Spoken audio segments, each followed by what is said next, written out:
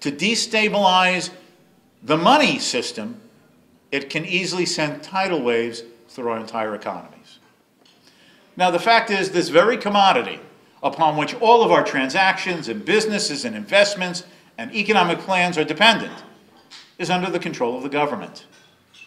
Your government, my government. Now, I understand your currency is linked to the dollar 1-to-1. That means that what the U.S. Central Bank, the Federal Reserve, does, may I suggest, has various direct and indirect effects on your currency, and therefore the economic situation in your island country. Now, what happened is that we have people in the Federal Reserve in Washington, D.C., in England with the Bank of England, now with the Euro in Western and Central Europe, who believe that they have the duty and responsibility to centrally plan our economies through the management of the money supply.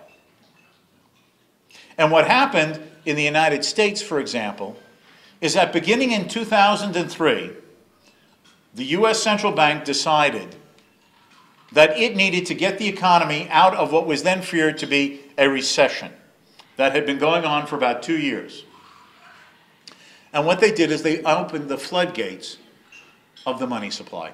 The Federal Reserve, in the various mechanisms and institutional ways that it can do so, basically flooded the banks with huge sums of money. How do we know that it was huge sums of money? Well, the Federal Reserve releases monetary data.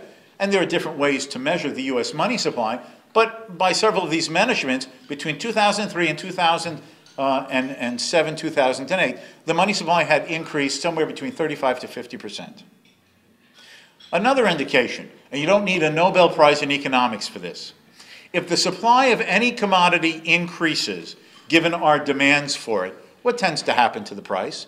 You increase the supply of something, the price tends to go down, right? The Federal Reserve flooded the financial markets with so much money that the banks were just awash with cash to get out the door to lend to people.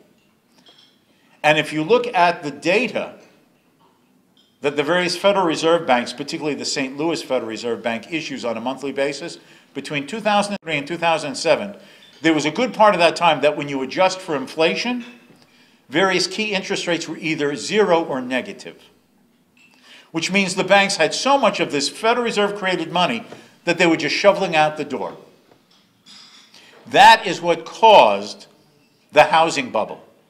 You lower the rates of interest, you make it much more attractive to buy a home because of the interest effect on monthly payments. It created this huge housing boom that was exacerbated in the United States by two institutions that had been set up by the federal government, first one in the 1930s and then the other in the 1960s, which go by the name of Fannie Mae and Freddie Mac. These are basically semi-government agencies that were set up to do one and only one thing: to guarantee and subsidize private home buying in the U.S. A bank or a mortgage company would issue a mortgage. They would then either have that mortgage guaranteed or they would sell it to these semi-government agencies. And they were pressured by members of the U.S. Senate and the U.S. House of Representatives to be more aggressive in subsidizing and guaranteeing home purchases and home buying at this time. At the same time, those artificially low rates of interest stimulated an investment boom in the United States. You lower the rate of interest, you lower the cost of borrowing for business purposes. What may not seem profitable at interest rate X may very well seem profitable as a forward-looking investment when the interest rate is X minus 1 or X minus 2. And then, of course, as interest rates fell, the incentive for people to save decreased. Why bother savings if interest rates are so low that I'm hardly earning anything on a certificate of deposit, on a mutual fund, on an ordinary old-fashioned bank savings account? Better to enjoy the moment and spend now. And not only spend now, why not as a consumer borrow money too for various consumer debt activities? Because interest rates are low, I can easily pay that back. And that's why everybody was crying, oh, the rates of savings are low in countries like the U.S. in particular.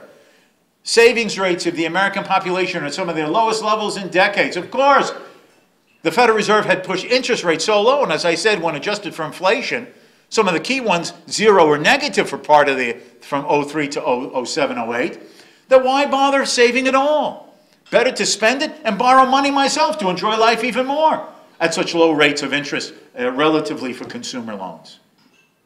That's what fed all of these booms and bubbles.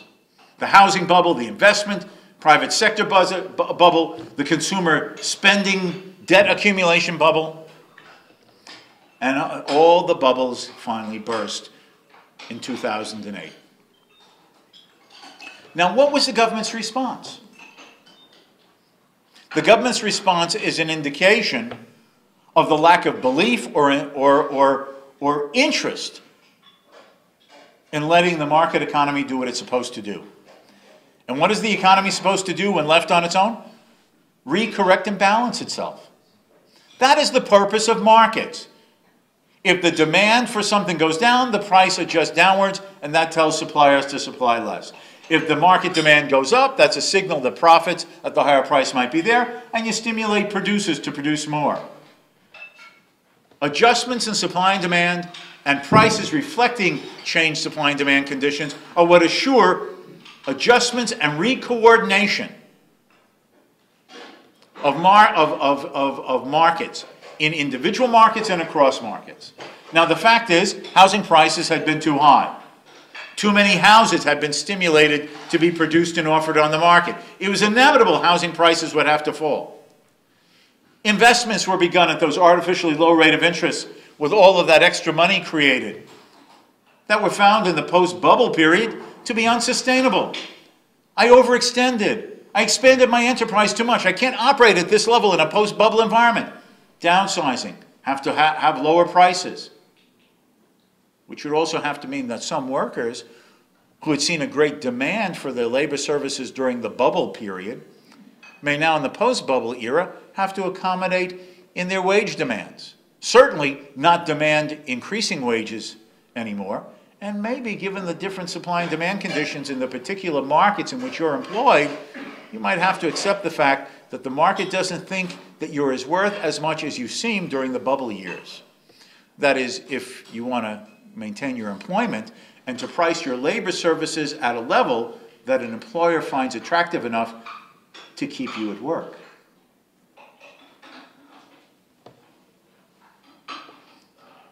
In other words, markets have work to do, and that is to see